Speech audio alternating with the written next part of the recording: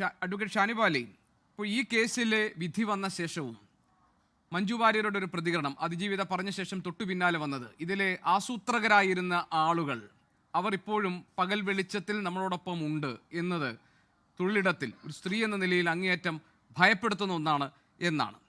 ഇപ്പോൾ ഈ വിധിപ്പകർപ്പ് പരിശോധിച്ചാൽ നമുക്ക് മനസ്സിലാവുക, മതിയായ പര്യാപ്തമായ തെളിവുകളുടെ അഭാവത്തിലാണ് ഈ 7 മുതൽ 10 വരെയുള്ള പ്രതികൾ മോചിക്കപ്പെട്ടിരിക്കുന്നത്. അപ്പോൾ പ്രോസിക്യൂഷൻ പറഞ്ഞ പല കാര്യങ്ങളും കോടതിക്ക് മുൻപാകെ കോടതിയെ ബോധ്യപ്പെടുത്തുന്ന വിധത്തിൽ തെളിവുകളാക്കി മാറ്റാൻ കഴിഞ്ഞില്ല എന്നതിൽ വീഴ്ചയാണ് യഥാർത്ഥത്തിൽ ഇവർ മോചിക്കപ്പെടാനുള്ളൊരു കാരണമെന്ന് നമുക്ക് കണ്ടെത്താൻ കഴിയും. അങ്ങനെയാണെങ്കിൽ ഇപ്പോൾ ഈ വീഡിയോ, മാർട്ടിൻ്റെ ഈ വീഡിയോ വന്നതിന് പിന്നിൽ മറ്റൊരു മാസ്റ്റർ ബ്രെയിൻ പ്രവർത്തിച്ചിട്ടുണ്ടാകില്ലേ?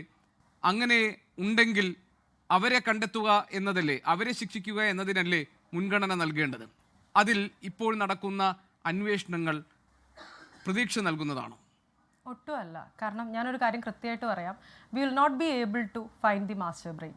കാരണം ഈ കേസിലായാലും ഇപ്പോൾ ഈ മാർട്ടിൻ്റെ ഈ വീഡിയോയുടെ കേസിലായാലും ഇതിലും കൂടുതൽ കൃത്യമായിട്ട് പറഞ്ഞൊരു കേസിൽ ആ ആസൂത്രകൻ എന്ന് പറയുന്ന ആൾ വളരെ കൃത്യമായിട്ട് രക്ഷപ്പെട്ടു.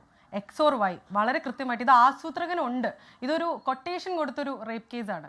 കൊട്ടേഷൻ കൊടുത്ത റേപ്പ് കേസിൽ കൊട്ടേഷൻ കൊടുത്ത ആളെ കണ്ടുപിടിക്കാൻ പറ്റാതെ കൃത്യമായ വീഴ്ച നമ്മുടെ സർക്കാർ സംവിധാനങ്ങൾക്കോ അല്ലെങ്കിൽ നമ്മളുടെ ആഭ്യന്തര വകുപ്പിനോ ഈ കേസിലും ആസൂത്രകനെ കണ്ടുപിടിക്കാൻ പറ്റില്ല. കാരണം അങ്ങനെ ആയിരുന്നെങ്കിൽ അവർക്ക് ഇത്രയും കൃത്യമായിട്ടുള്ളൊരു കേസിൽ നേരത്തെ കണ്ടുപിടിക്കാൻ പറ്റുമായിരുന്നു. ഞാൻ വീക്കാണെന്ന് തന്നെ പറയുന്നു. കാരണം എന്താ വെച്ച് കഴിഞ്ഞാൽ ഒരു റേപ്പ് കേസിൽ ഈ കൊട്ടേഷൻ കൊടുത്ത ആളെ കൊട്ടേഷൻ കൊടുത്ത ആളെ മാത്രം ശിക്ഷിക്കാൻ പറ്റില്ല. അയാൾക്കെതിരെ തെളിവുകൾ അപര്യാപ്തമാണ്.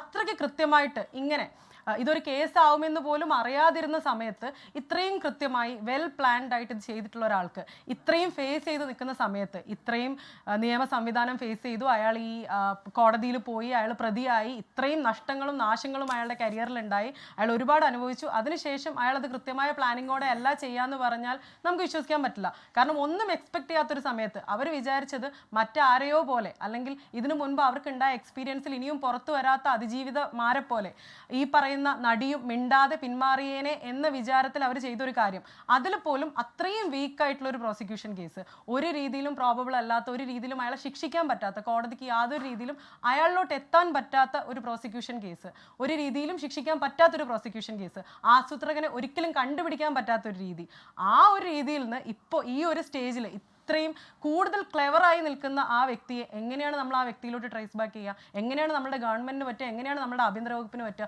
അവർ തറലി ഫെയിൽ ആയിട്ടുണ്ടല്ലോ ഓൾറെഡി. പിന്നെ എങ്ങനെയാണ് നമ്മൾ അവരെ വിശ്വസിക്കുന്നത് ഈ കാര്യത്തിൽ? I don't think so.